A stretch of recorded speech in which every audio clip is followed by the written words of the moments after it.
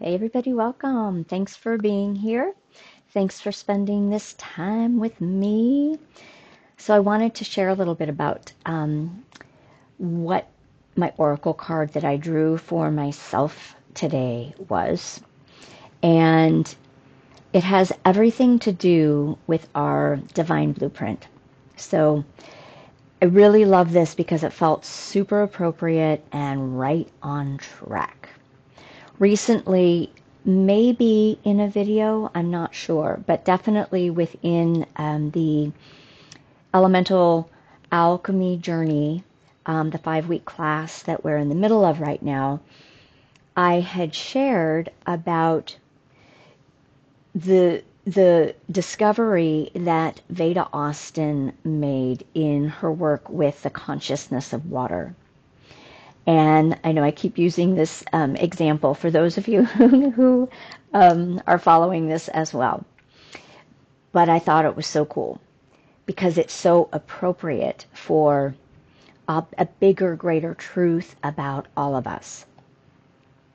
So when she would place a sunflower seed, or I think she did an acorn seed as well, in the water, and then froze it to the degree that she freezes, and took it out, expecting perhaps to see an imprint of the seed.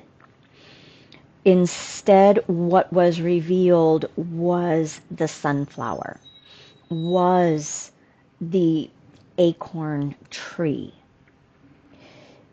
So what was determined from this is that the seeds carry the blueprint of the matured plant, right? So we would know this, I guess, if you have a science background, like if you think close enough about it, but we wouldn't necessarily think that it would show up in its full bloom from the seed.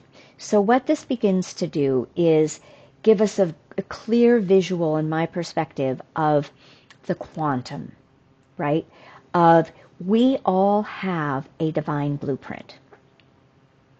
Each one of us carries our deeper soul signature.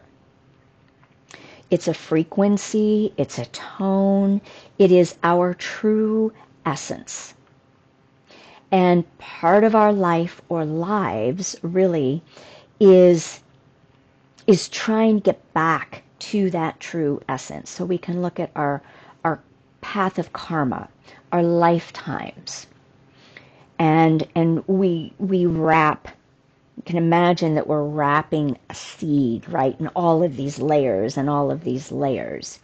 And so every lesson that we have needs for us to unpeel these layers so that we can gain more clarity, so that we can come to the next realization of what is true. And because we don't know it when we're wrapped tight. And so once we get, I think, along this healing journey, and I'm sure that you're going to recognize this as well, it gets easier, right? Once we have done a fair amount of the inner work, once we've landed in more embodied states, once we have even opened up for a moment to glimpse that higher expression, that deeper connection with life, with the love that exists, and we feel for that moment when we come home that, wow, the divine is within me. It doesn't mean that it's easy to stay there or reside there. But what's important is that we're getting tastes of where we're going. All right? So when we get to that point, we can look at it as that seed now has been unwound. And what is now accessible is the fuller blueprint. The divinity that we are, that is ready to burst forth. So I just want to read, right, a couple things in here. So, codes of the seeds. The blueprint is within you. Take the next step. This is the key, right? Seeds come in knowing exactly what to do. Within them, they hold the potential of entire forests and rose gardens.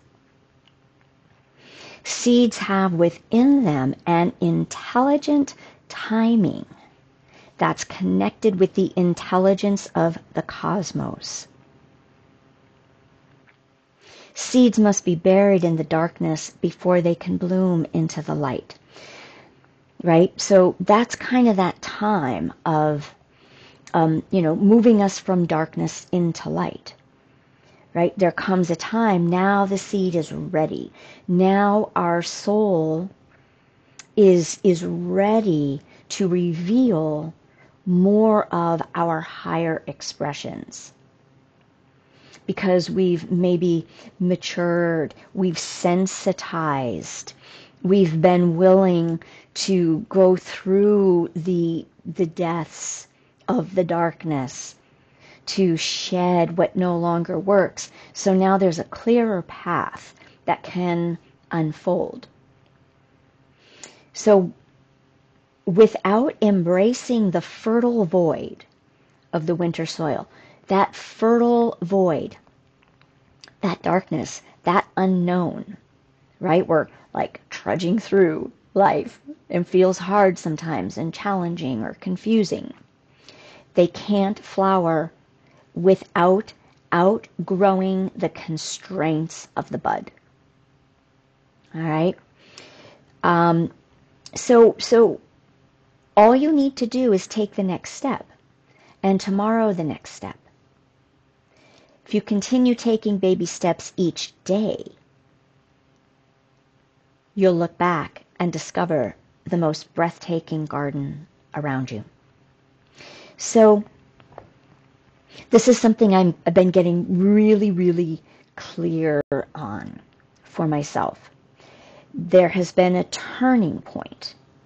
And what this turning point is revealing to me is that the higher that our frequency is, meaning the more that we've come home, the more that we've brought our soul power and our soul light back into an embodied state, that wisdom becomes much more palpable.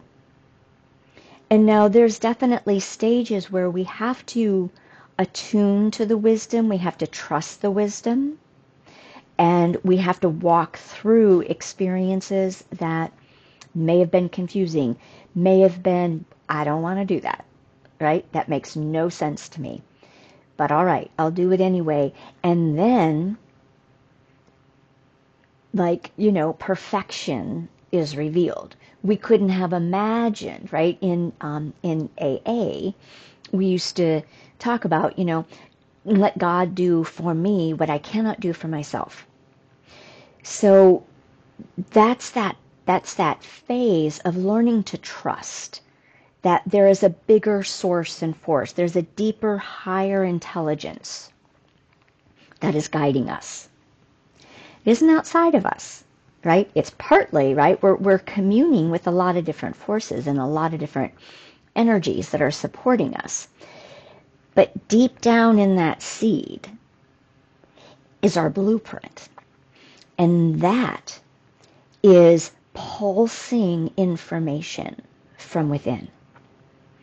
And as we sensitize to the subtleties of life, and when I say the subtleties of life, I mean we know how to rest in silence and stillness and quietude, and then become in an intimate relationship with parts of life that are softer, that are quieter. They don't yell and scream at us, right? They're not trying to get our attention. They're kind of like romancing us. Would you like to hear this? Whisper. Would you like to be still enough to know this presence? Would you like to take this step of invitation and trust that it is offered to you in deep love and knowing? Right? So these are the voices of our own divine blueprint, our own higher selves, who already know because they are where we are going.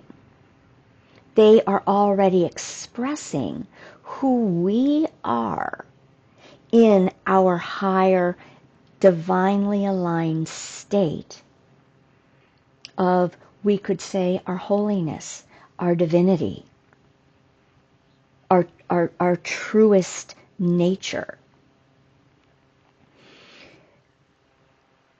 As we shed more and more of the density in our own inner noise, there comes a point where the guidance becomes second nature, right? It is us. And it comes into a unification where our divine blueprint is then able to communicate through sensations, through thoughts and epiphanies, through right alignment. And we've already integrated, a part of those higher expressions of our divine blueprint that we don't question as much anymore. Instead, we gracefully go with this magic flow. And this magic flow continues then to align and uplift and increase and expand us. And the qualities that begin to reside within become more of imagining that rose blooming within. There is a connection with beauty that's within. There is an unconditional love that's within. There is an emanation of prayer for the highest good of all within. There is a deep peace within. Does this mean that we're not going to have rumbles and have to lose some of those petals, right? And that was the card that I pulled for the collective today, was release the petals, which felt like it kind of like was this perfect sequence for my personal morning. So we get to go through continued phases and stages of continuing to fall away of the old, and our identifications and our attachments or our beliefs of, but this is how it was supposed to look, right? This is how my spiritual path was supposed to show up, and I was supposed to, keep moving in this direction. This direction makes no sense. This means that I have to let these petals fall away because I know and I can sense that which I cannot yet feel. It hasn't manifested yet completely because the energetics are still moving. The blueprint is in a next phase, and then that lands. And then we come in to that solidified space again of that next same lifetime incarnation. That's kind of how I'm finding I'm talking about these rebirths lately, is that we're literally incarnating within our same beings. We're not dying and transitioning from one lifetime into a next anymore. This is the way that I'm perceiving it. But instead, we're having the opportunity through our rebirths, we are incarnating our higher energetics that then are birthing a whole new archetypal energy that comes through us. And that the archetypal energy doesn't even mean that it has to be, an archetype of the main popular known archetypes. What it is our blueprint is expressing more and more of our true essence. And the more that we refine, that we align, that we allow to let go, and we allow to bring in and say, yes, we are incarnating into higher levels of expression, into more soul presenced beings that carry the seeds, right? That carry the full spectrum of who we are meant to be. And this lifetime, we're going to be in the age, this whole next phase is something like, 20,000 years, right? So in yogic and Hindu teachings, these are called yugas. And they run anywhere from, I think, 24 to 26,000 years. Cycles, right, of specific consciousness that gradually increase their consciousness as the timeline moves on. And so I saw somebody the other day writing about the age of Aquarius, that these frequencies, this evolution is 20,000-ish years. Okay, the numbers are always different, I think, for these calculations. But anyway, you get the gist, right? It's a long time. And so our blueprint knows exactly the extent of what we need. And it guides us when we allow it, when we learn how to tap into it. It is there to support us. When we aren't aware of it, when we are only in self-will, our seed is not germinating, right? It's not ripening for its bloom, because it's not getting the juju, it's not in alignment with the true wisdom, because we're in self-will, because we think that we know exactly what we're supposed to be doing.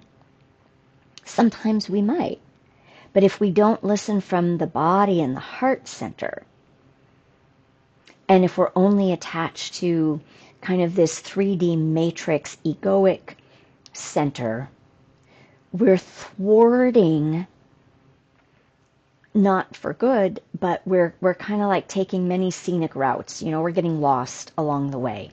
Whereas when we divinely align, we're taken for this journey with much more ease and grace, and revelation upon revelation, faith and trust, connection upon connection with self, with the divine, with all of life. We come into the eagle view, where the duality no longer creates noise for us, because there's been harmony and unification and harmonics, right? That we don't receive the distortions any longer, right? They don't work in our field. The programming doesn't work in our consciousness, because we've already upticked the frequency and the consciousness. So this is all an embodied experience. I'm doing all of this, but it's all in here. So I just thought that that was super beautiful, and I thought that it was so on track. And I don't remember what it was called now. I was gonna read maybe the close the page. Oh, Codes of the Seed. There it was.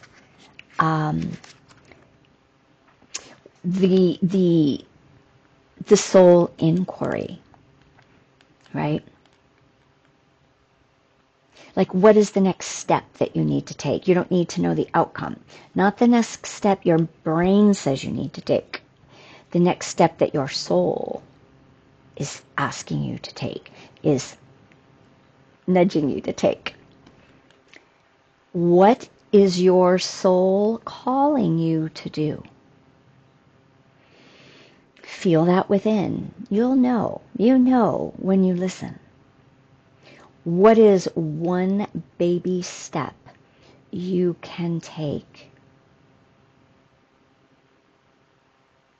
One baby step that is in alignment with what you know deep down. Your divine blueprint is attempting to recalibrate to, but we need to take the steps here for each recalibration of our divine blueprint. So, food for thought, right? And you may be doing this without even knowing that you're doing it, right? That's kind of the cool thing. This just puts language to it and a wider scope, perhaps, to it. But coming from the embodied perspective, right? It's not all out here, right? It's in here. And this is where we begin, and this is where we come home to. This is where we live from, the inside out, not the outside in. All right, that's it. Have a beautiful day, and I shall see you soon. Thanks for being here. If this resonated and you'd like to subscribe if you hadn't, that would be awesome. And much love.